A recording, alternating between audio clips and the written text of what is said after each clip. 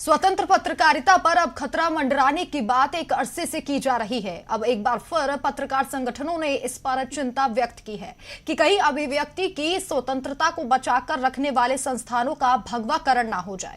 पत्रकार की कलम पर अपने विचार थोपने के खिलाफ कई बार आवाज उठाई जा चुकी है ताकि पत्रकार अपना काम स्वतंत्र रूप से कर सके।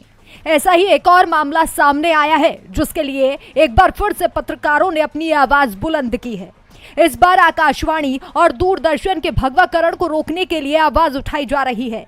नेशनल अलायंस ऑफ जर्नलिस्ट और दिल्ली यूनियन ऑफ जर्नलिस्ट ने एक संयुक्त बयान में ये चिंता जाहिर की। उनकी तरफ से कहा गया कि भारत के सार्वजनिक प्रसारक प्रसार भारती पर आरएसएस के द्वारा समर्थित समाचार एजेंसी हिंदुस्तान समाचार के माध्यम से धीरे धीरे कब्जा किया जा रहा है। संगठनों ने कहा कि ये कदम सत्ता पक्ष के हिसाब से भारत में खबरों का भगवाकरण करेगा और स्वतंत्र रूप से पत्रकारिता को खत्म कर देगा।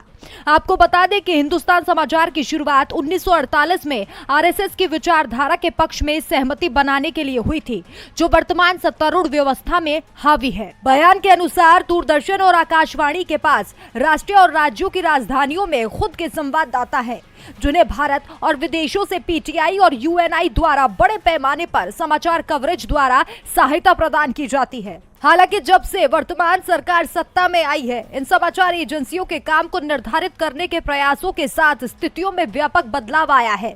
आगे उन्होंने कहा कि प्रसार भारती का पीटीआई का सब्सक्रिप्शन बंद कर दिया गया है। यूएनआई को जानबूझकर उपेक्षित किया गया।